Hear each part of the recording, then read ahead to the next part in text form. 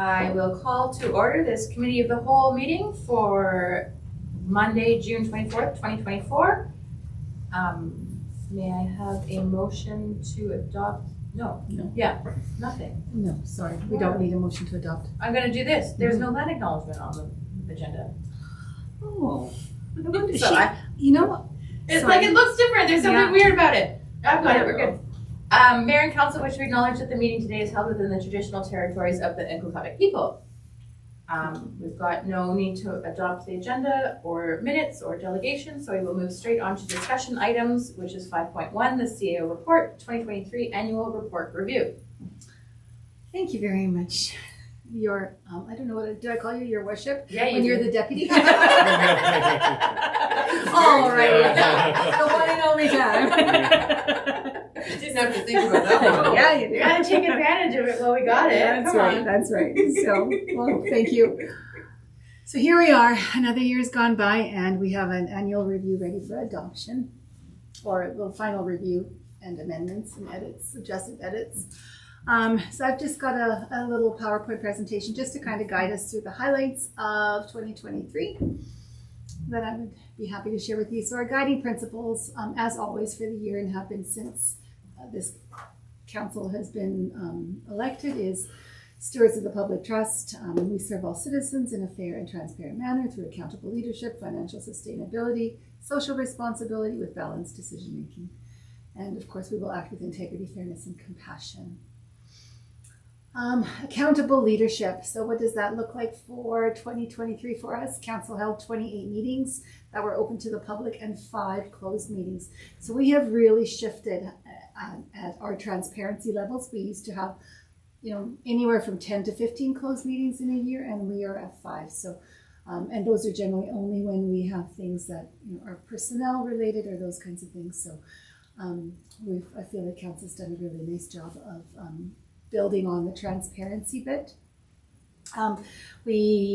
This 2023 was the year that we completed most of the previously adopted strategic plan. Councils, as you know, were appointed to working groups, and those working groups act as a steering committee to kind of guide staff on processes, and then also those council members become the champions at the table here that advocate and just champion the project or whatever the item is that the working group is working on. In 2023, from a financial perspective, we had a minimal taxation increase of 22.5%. I was going to say 25%. Oops. No. Yeah. So, as you know, that was one of the lower property tax increases in the province, and Yogi works really hard, and council gives us really good direction in pulling those budgets together. Council remains available to the public for consultation. So you make yourself available, out and about in your daily lives as well as here at the office, and we really appreciate that. And council continues to report back to the community through the monthly newsletter that is sent out usually mid-month, and it's always a month after the fact. It kind of feels weird. I always want to do a newsletter looking forward, but we're just doing a review of the previous month and just kind of bringing everyone up to speed on what has been happening in the village office and council. Next slide, please. Financial sustainability. So CFO Bella maintains a balanced budget for 2023. We are debt-free. Our investments are in a safe portfolio due to, again, CFO's Bella's due diligence. Our auditors are Grant Thornton, and we have no control deficiencies, and the auditor gave us a clean audit for 2023. Much to the hard work of our finance department. Mikey and Yogi worked really diligently to make sure it's all well put together, and the feedback we hear, as you know, from the auditors is that they like coming here because it's organized, and Yogi is so thorough. Social responsibility. So we had some fun projects this year from a social and recreational perspective. We continue to approve projects that add to Ashcroft's environment.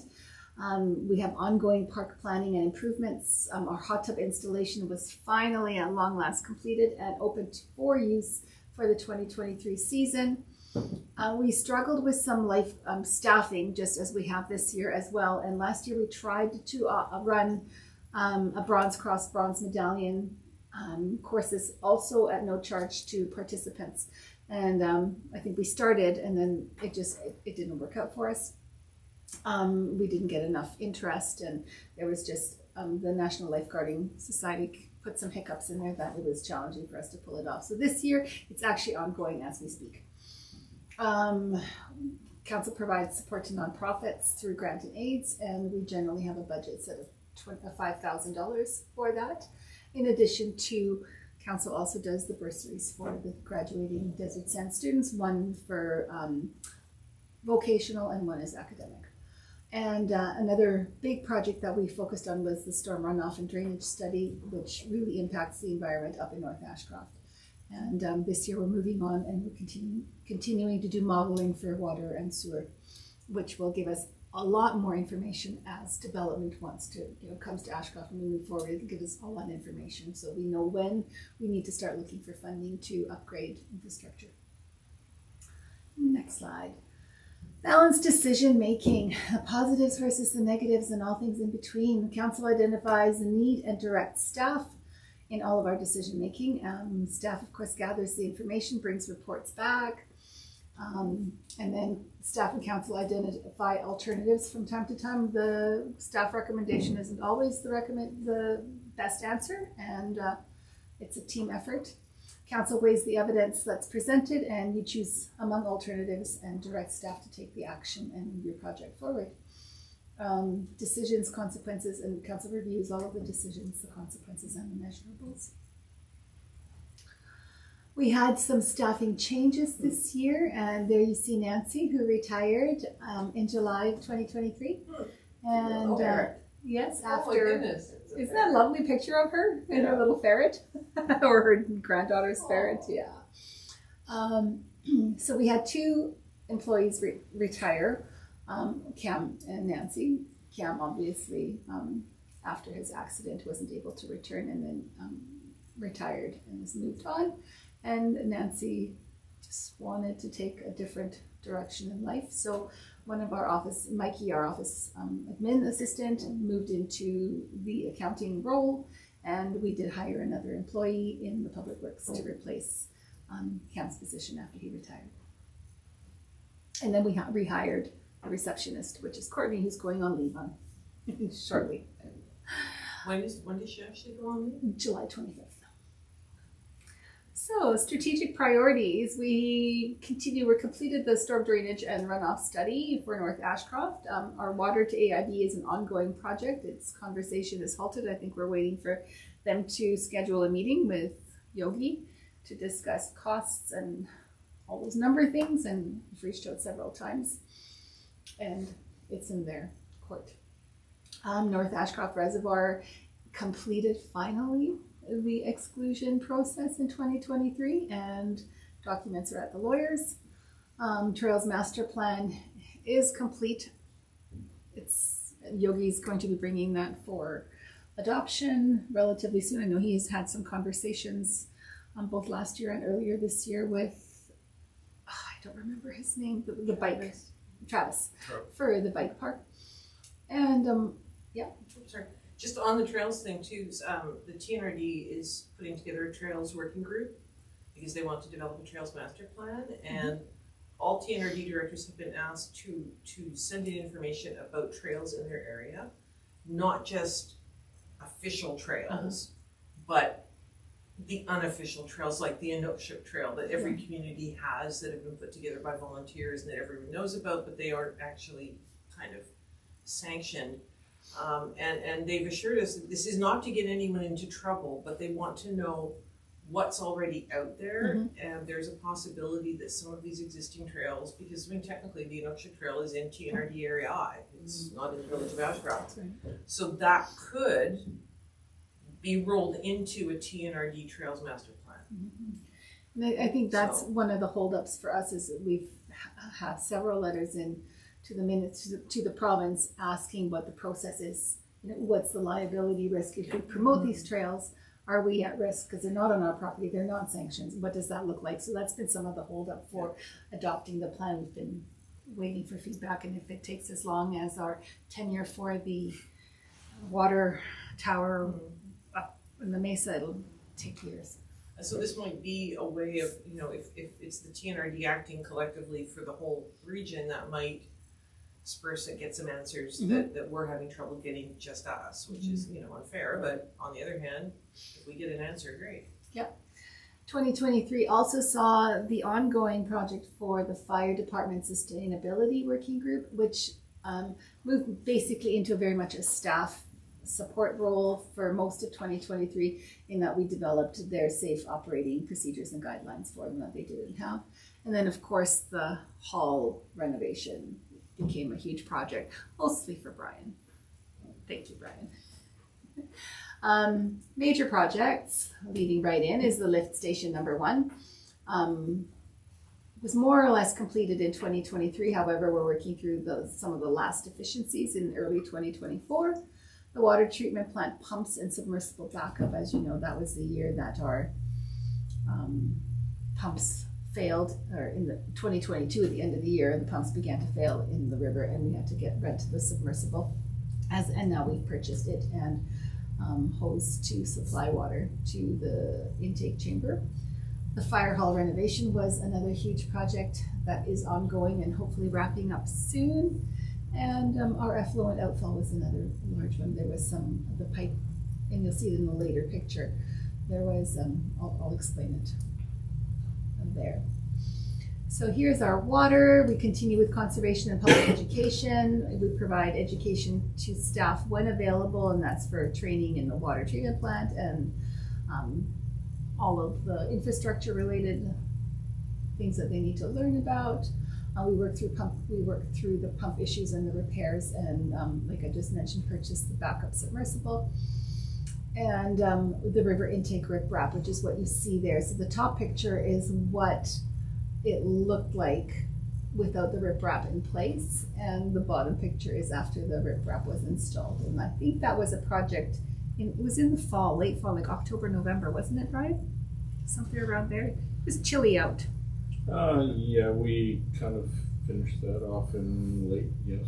Yeah, somewhere in there. So it looks much nicer.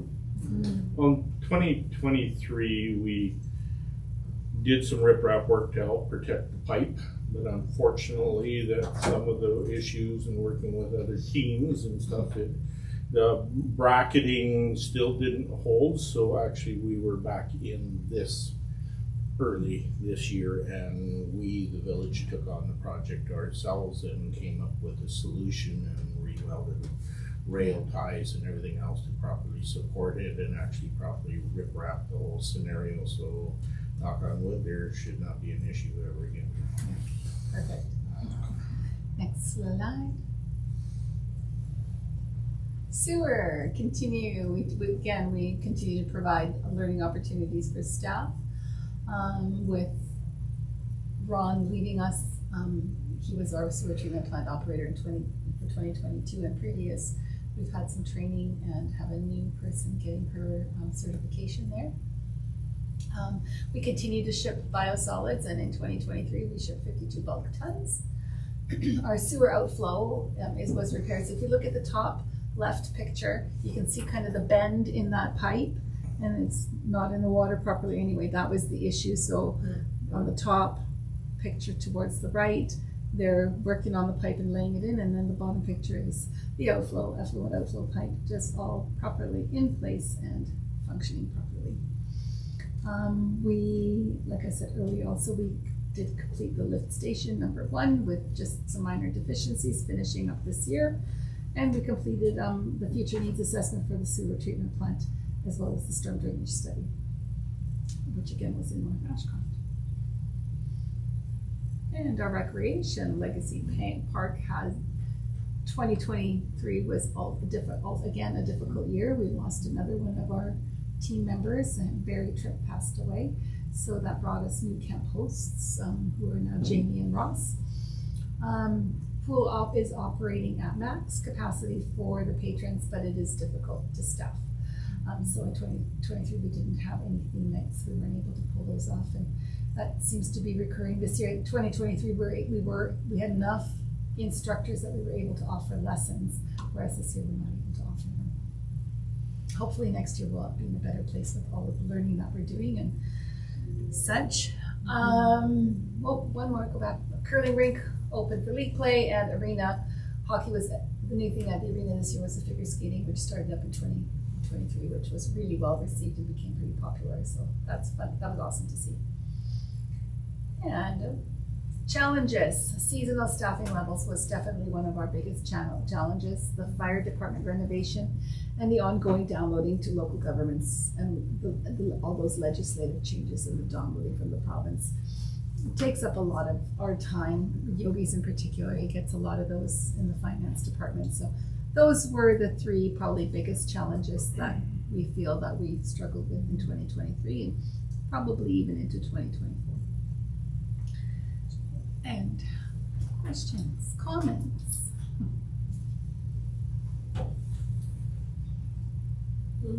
Skating. Yes. I know we had some issues last year, well, this year, I guess, with, the year-end gala that they wanted to do.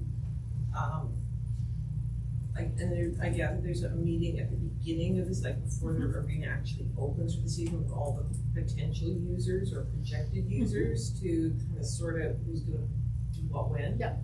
And Facility users. So the skating people are well aware that Yep. this is when they have to come in with their list of preferred dates and. Absolutely. Okay. And they were invited at that meeting last year. I think it was just so new to them. They were a little bit unaware of what their year would look like. I think they were a little overwhelmed in how busy they were, and their things changed a little bit, but for sure they will be back at the table at the meeting. Because I mean, I know we wanted to accommodate them, and we just couldn't, so, you know, if they can, and I get it was their first year, and they probably didn't expect to be as crazy busy as they were. So that's great, but, yeah, just to make sure that they're there.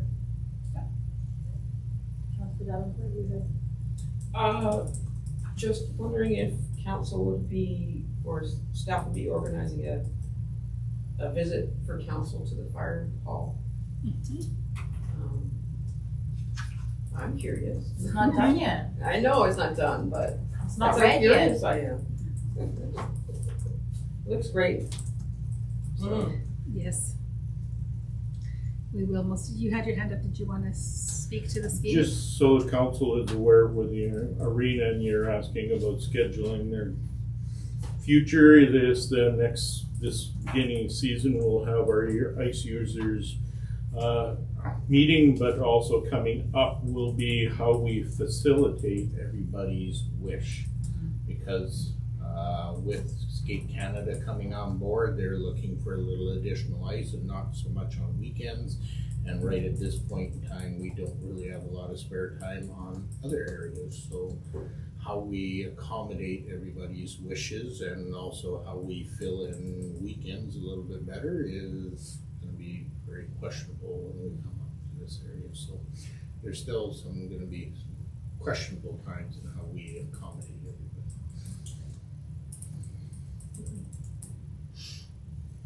Any other questions? Your mayoral speech is still perfect? It's going to be perfect. Perfect. It will be perfect. There's no doubt. It will be. It will be. ChatGPT write me a real speech.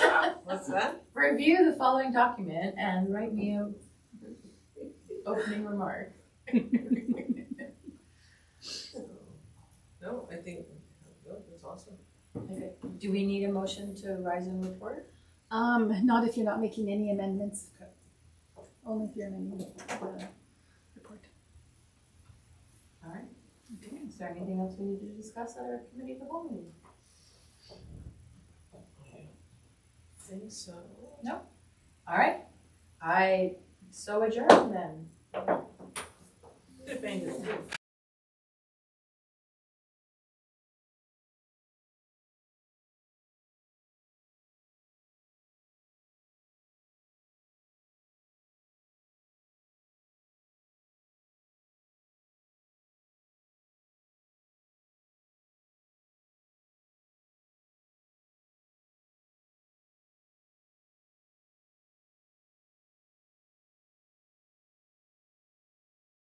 In 2024. Mayor and council wish to acknowledge that the meeting today is held within the traditional territory of the Inkakapa people. Are there any additions to or deletions from the agenda? There are not. We have the minutes of the committee of the whole meeting that was held on Tuesday, June the 18th. Councillor Clement? I move that the minutes of the committee of the whole meeting of council held Tuesday, June 18th, 2024 be adopted as presented. Thank you. Second that. Thank you. Are there any errors or omissions? All those in favor? That is carried. Minutes of the regular meeting of council held on June 18th. Councillor Jeff? I move that the minutes of the regular meeting of council held Tuesday, June 18th, 2024 be adopted as presented. Thank you. Councillor Clement, and are there any errors or omissions? All right, on the question, all those in favor? Opposed, if any, carried. We have no delegations, no public members present tonight, no bylaws, policies that need looking at, so we move on to CAO report, adoption of the 2023 annual report. Councillor Clement. I will move that the 2023 annual report for the Village of Ashcroft be adopted as presented. Thank you. Second that. Councillor Danforth, thank you. Any further discussion on it? No, thank you for your hard work, and I know how hard it is to think back in mid-2024 to 2023 and not get the 2 years confused, so thank you. And thank you to staff for consistently keeping us in such a great position. Thank you. It's, I'm always really proud to say I'm from Ashcroft because I know that we do pretty well. I think we punch above our weight. All right, on the question, all those in favor? That is carried. Information, we have the CAO's report on the housing needs assessment update. Yeah, so you have before in your agenda, there's back in, I think it was November-ish, council supported the village join participating in a collaborative approach to the housing needs assessment. And so what's in the agenda package is just a timeline and the work that's been done by the consultants. They do reach out pretty regularly asking for information and things. And also in the package is the survey that they are putting out, which is initially kind of looks like it's for the TNRD, but each community is also, it's also very community specific. And they're just kind of gleaning all that information and pulling all that information, and we should have a housing needs report in the next 2 or 3 months. And local governments are now mandated to do it every 5 years, correct? Yes. And ours was completed in 2019. It was one of the first projects I did when I started here as deputy corporate. So it was our year to do it. So it was a good timing. All right, any questions on the housing needs assessment? All right, CFO Bala, over to you. Okay, thank you, Your Worship. So just a mid-year update and a number of things to cover, but I'll move along quickly. Do interrupt me and any clarification. So let's get the presentation going. So financial update agenda is finances, then a bit of treasury, update on the statutory financial reports, tax collection update, information system update, and then a bit about projects, and then talk about asset management and financial modeling. Financial update is we're on track. I went through things. Bit of attention was required on the fire budget. I've had the conversation. Training as extra training was required this year, and then UBCM pulled back a little bit of money they'd given back us last year. So that impact on the capital end, things continue. Fire hall reno work is continuing there on deficiencies. It's I see Brian working really hard, and it's tough to get the contractors to do things as so a lot of work there.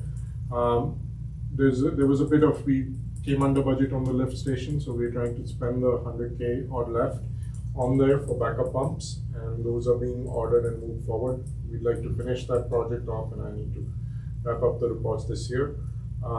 Purchase of a fire tender is in discussion with TNRD, and we had a bit of a meeting, and they will be responding back to us after our meeting, and we'll be moving ahead with that as well. So. I did make an offhand comment at the last TNRD meeting, which was on Thursday last week, because a fire engine, a gently used fire engine had been purchased and a rescue truck. And I said, boy, it would be nice if there was money for a tender for Ashcroft, and I was told, well, funny you should say that. So. Yeah, so there was they had a bit of a fund of ours with them. $63,000 is it right now. 63, okay, the number, very. Keeps changing. Well, that's what it was in the last report I saw, which was last week, so. Yeah, regardless, whatever it is, we'll work with them. We're not being unreasonable. We're trying to put in, and I think we are upfronting the initial cost. Apart from that, and then they'll pay us in increases, and we'll set aside. Just, you know, we've built up the reserves. TNRD is struggling a little bit with the reserves, so we are upfronting. So we're kind of a cycle behind. The idea is to get it done, and you know, it's reaching a time which needs to happen. So. Funding sources, non-market change will get about 87,000 more from the non-market change, which is basically improvements and extra construction and terminal expansion part of it, so all mixed together. Excess investment return is trending towards 300, though it should fall back down as interest rates come down, and I'll talk a bit more about that and what the decisions I'm not chasing returns there again to protect us a bit more given the economic situation. And that's getting pushed towards the tender purchases. So, and then run rate, which is, you know, if anything's left from our work itself, because we plan a lot, we get quite a bit of it done, but there's always, you know, limitations on employees and, you know, other resources to get so that leaves usually a run rate. I'm wanting to build up a little bit of that cushion again, the short-term reserve we have, this extra surplus in our account, which we use to cover, you know, as we were going through the annual report, all those new pumps, refurbishment of the pumps, the repair of the outfall, the, you know, overages in the fire. So we did a lot last year. I don't know how we made up balancing, but you know, so we had saved some of the COVID fund and that. So this year is about building up things a little bit back.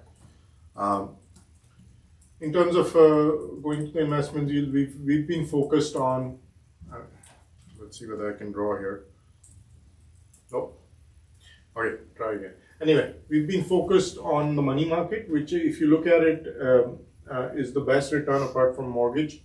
So we made the right choice. Money market is basically treasuries and corporate papers.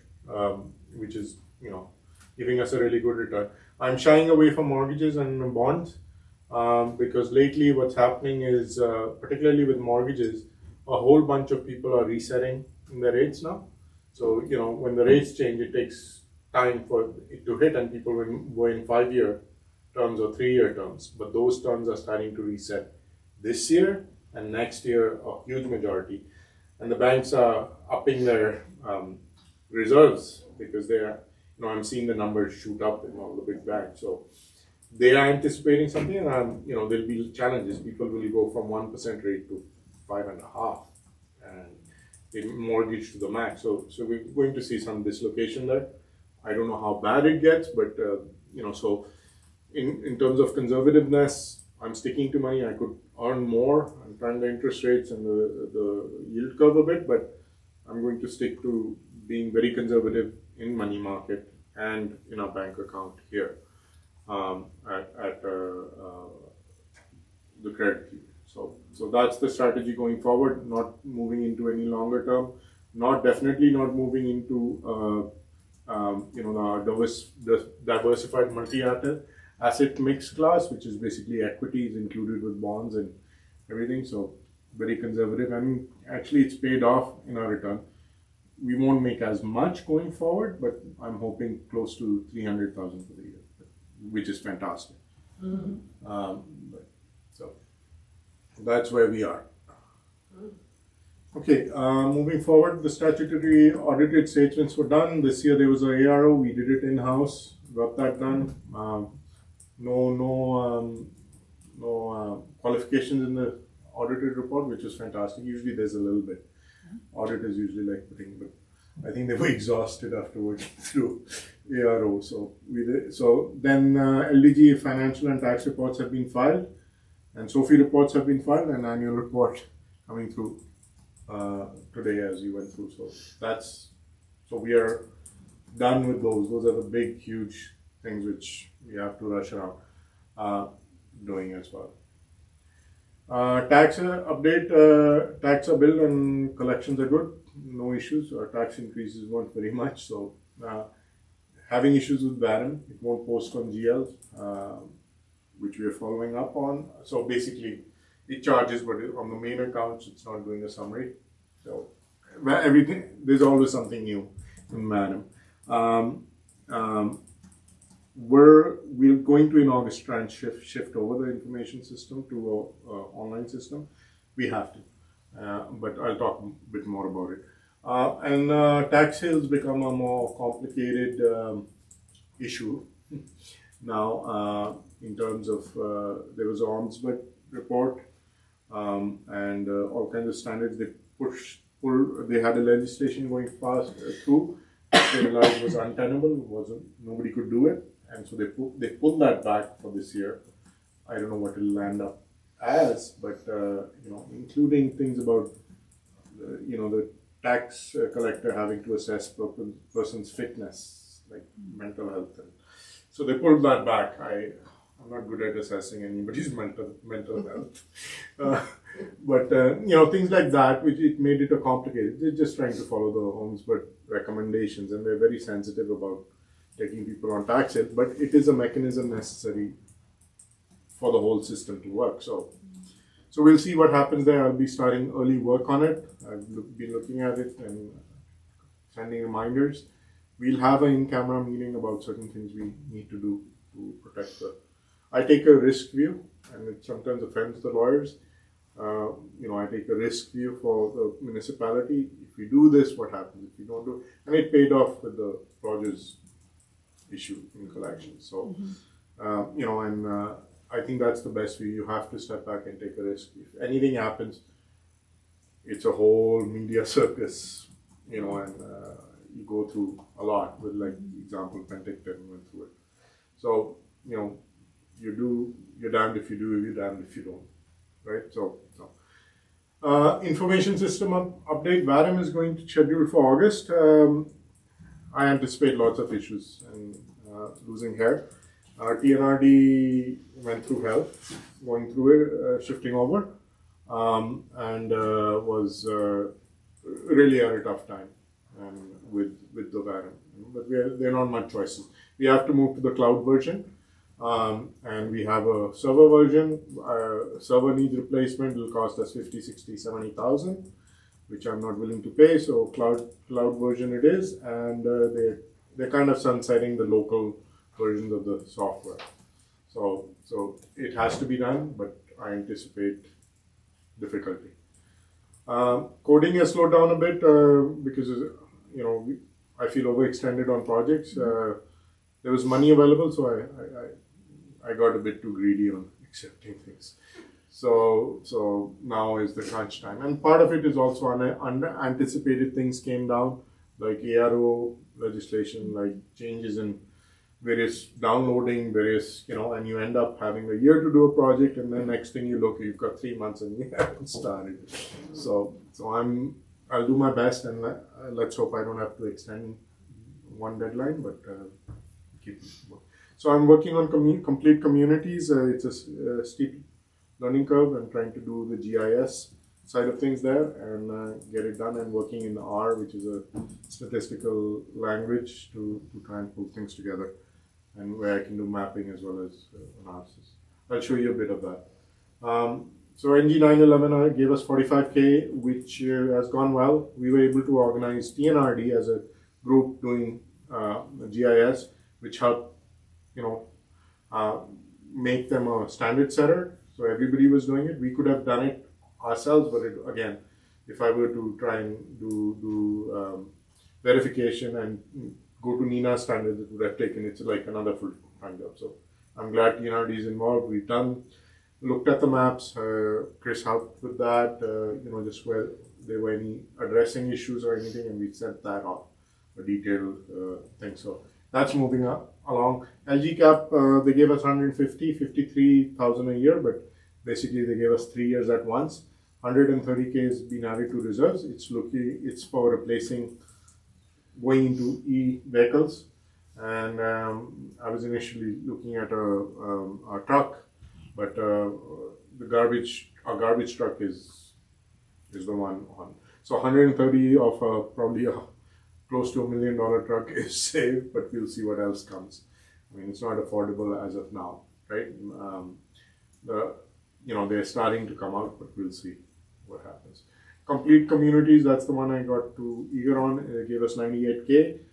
We needed to pay for water and sewer modeling, so that's paying for some of it, and I've got 3 months to pull everything together. So we'll see how that goes. But I'm focused on trying to get it done, and then capital projects and all the rest of it and reporting, things continue. So moving forward with that.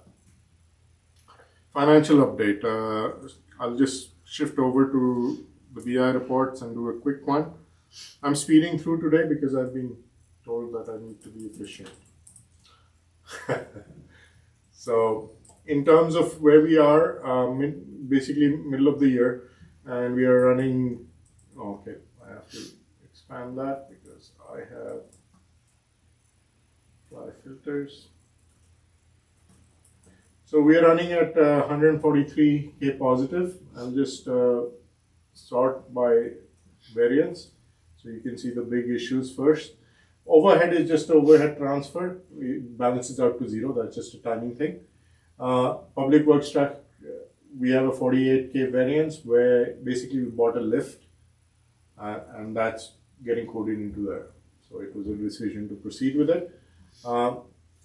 Regional development, this is transit, but it gets coded off to the other 2 communities as well. So at the end of the year, it'll be less, but costs are going up there, but it'll be less. Public works overhead, again, overhead is a timing thing. Other project bylaw, again, we have to bill the other 2 communities as part of it. So, and then fire training is the next one, which had a variance I mentioned earlier. And finance management miscellaneous costs are basically, it's a timing. We've had to pay some things earlier, so it should start catching up as the budget proceeds. On the other side, if I go down, actually I'll do this.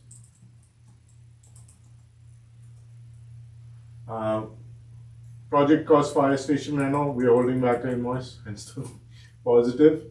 Environmental planning and zoning, other costs still to come in. This is the cost for the reports and the housing needs and all of that when they start getting coded. OCP, zoning stuff changing there. So the budget is not utilized yet. It's a timing thing. The rest is overhead, insurance premiums, timing initially, but we're running a bit, well, they'll come through. We'll have to pay for insurance premiums. So standby on call, that's more. Crosswalks yet to come. So now I'm just gonna, rather than keep going down, we reach the 10K. It's mainly timing, so I had a good look through things, like, but as the year progresses, we let some of those. Now, as compared to the last year, we wanted to focus on admin department. So let me go into general government services. I'm trying to look at what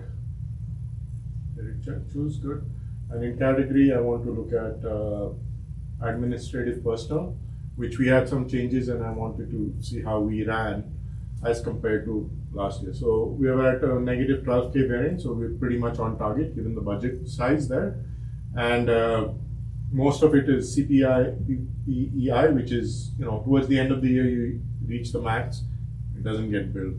So that'll come down. And health and welfare premiums, those have gone up a bit. There's benefits costs have gone up, but it'll again, it's overweighted in the first part of it when it's getting billed, and it gets weighted less as we move forward. So So that was a concern last year, that's why I wanted to compare. The other one I think we need to look at is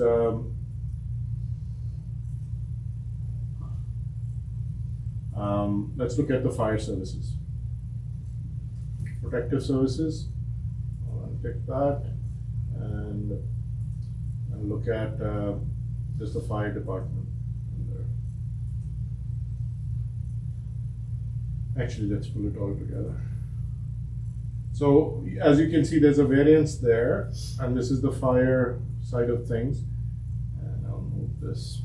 Of course, it wants to hide itself. Bottom. There. So really, excluding the bylaw officer, which was timing, the volunteers training is the one which is over budget for us. And this other miscellaneous was UBCM pulling back some of the training budget from last year. So, and I've had a conversation with Josh, and he knows he needs to manage it. And Josh is really good at, working with me. So he's going to offset it with the positive variances in equipment and other firefighting stuff. So.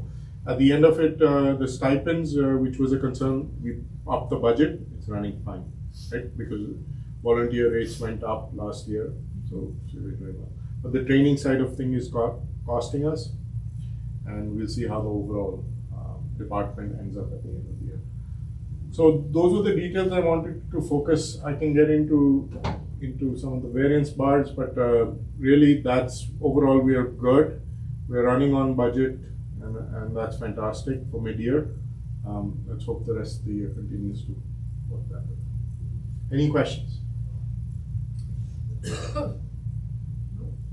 Okay, moving on.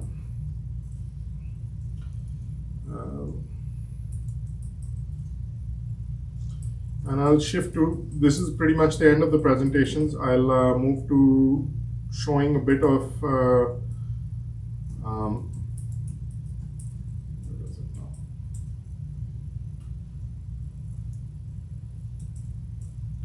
I'll pull up some of the work I'm doing on. So the complete communities was a concern. I'm working on that, and the software lets me pull together. So that's the report which I'm preparing, and it's basically pulling. And this has relevance to a lot of different things which are happening in the coming year.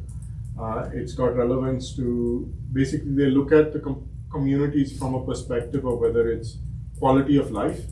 Whether it's walkable, are the facilities available, what does it mean in terms of development, where can you develop more efficiently, are you meeting housing goals, all of that. So it pulls together a lot of disparate things, and that's why I'm using this to pull it together, and this allows me to do a web document right away and allows me to do, that's our map. That's cool. That's an old map, one of the first, I can't even pronounce it, Peloponnese world map on the 2nd century. So, When the world was still flat. Yeah. Amazing, and all these That's people, cool. the trade winds. Yeah. Cool. So anyway, I'm pulling in demographic data. So this allows me to do the coding as well as then create graphs.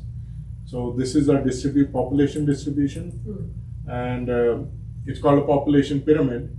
This is not a pyramid by any way. It's an inverse pyramid. So most of our population is in this area, right? So which is poses challenges in terms of people working, as we see trying to get lifeguards and other workers, and a whole aging population. So we have to look at facilities from that lens, in the sense that are things accessible? Are things, if you're getting another senior center built, are there enough sidewalks there? Is it accessible, downtown accessible in the, electric scooters? Things like that, and it fits into a traffic calming study. Where are the speed limits? What is is this working for that?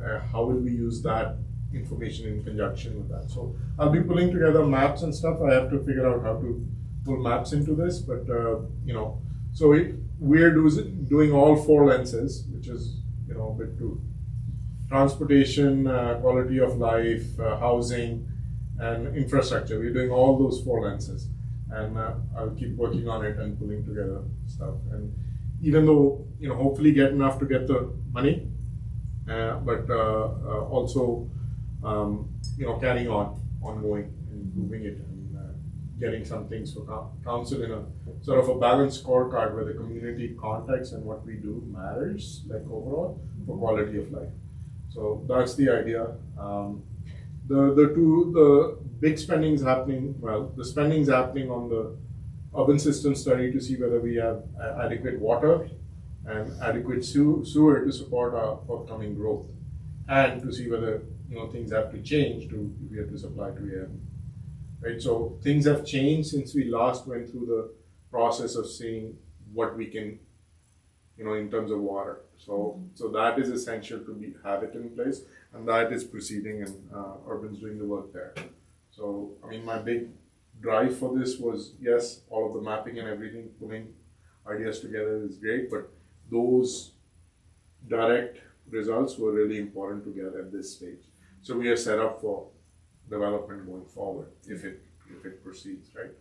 So yeah, we'll have discussions in our working groups. I don't know which one it'll fit in. It crosses over lots of different ones, but I'll have the reports and the mapping. And initially, I'm focused on just getting enough in for the funding, but also having some results from it. So yeah, this was interesting after I got it finished today, looking at our distribution. It looks like the initiative. Yeah, ready to topple over. Yeah. Okay. Thank you. Thank you. Any questions? Thank you. Any questions? Yes. No. Maybe. No? All right. Good job. Halfway through the year and everything's on target. Awesome. Yes. Thank you. Thank you. All right. Economic Development Tourism Committee report, rebranding initiative update. We have the report and the next steps and the timeline. Everything's going well. Yep, we had a meeting this morning, and there's some exciting things happening, and looking forward to seeing what comes out of that. All right. Yep. And Marion, she's not planning another visit here that we know of. All right, we move on to action correspondence. Roxanne Hall, concerns over blue LED streetlights. If I may, so as I understand, the LED lights that we have are not programmable lights, as Ms. Hall suggests. So we were given an option and for BC Hydro to select cool lights or warm lights, and we were able to select the lumens for those lights. Brian and Yogi worked through that with BC Hydro for most of it, and they opted to keep uniformity and continuity in the community because we already had some lights up in the mesa that were the same as what we have throughout the rest of the community now. So what she's suggesting is not something that we're able to do at this time. So do we need a motion to direct you? No, because you'll go back to her in a matter of course. All right, thank you. And we have a number of items for information. Speaking of costs of downloading, the City of Kamloops report is quite interesting to read. Isn't that? I listened to that meeting where the report was presented, and my jaw was just dropping further and further as they kept on. Okay, this must be the end of it. No, they've got more. There's 20 pages. Wow. And as they point out throughout the report, a lot of these costs that are downloaded are hard to quantify because if staff are putting in a couple of hours here and a couple of hours there, they're not necessarily writing it down, but that is a cost to municipalities.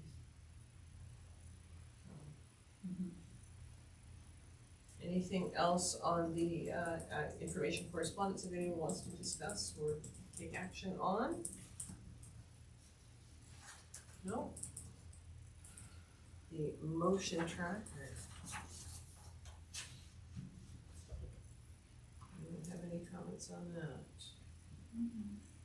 Apparently a new mosaic has gone in at, is it Clearwater or Barrier? Or Marina's or Daniel's parents, or their son, sorry, is the principal of one of the schools there, and they've completed a beautiful mosaic for the school, and I saw a picture of it from my colleague in the North Thompson, who was gonna be writing an article about it. That mentioned that, yes, they knew me quite well, and Marina had acted with me, so, yeah, so it really is sort of 4 central and then 4, like almost like a clover leaf. Absolutely stunning, well, as you would expect. Absolutely. All right, we have no new business, we have no reports, recommendations from committees. We have, anyone have any council updates? Awesome Indigenous Day event on Friday at Ashcroft Band. That's really lovely. It was great to see all the kids there at having fun. All the kids down on the playing field and all the adults up waiting for the Indian taco. I just have one quick update I had. We've finally, I don't know how long it's been since we met, the local health table, the local health planning table.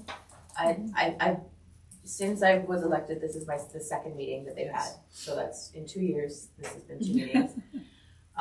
And they scheduled it at 10 o'clock on Thursday morning last week, and I had to say, I'm sorry, I won't be able to be there because that's exactly the moment that we're having a meeting from the Thompson Regional Hospital District. So the reply was, we're sorry, it's very hard to work with everyone's schedules. Yeah, but it took me half of the meeting to figure out what they were talking about because it's all just acronyms. And eventually, at some point, they do say the thing, so I'm like keeping track. Oh, that's what you were talking about 15 minutes ago, was that? But there's some interesting things happening within the region with that. I can't really, but it was good to meet again, and I'm hoping that it's more regular than once every 2 years. Yes, that was nice. No, I couldn't believe it when I got a notice finally to say there was a local health planning table meeting, and I looked at the date and time, I went, you're kidding me. Of all the days and all the times, you had to pick that one.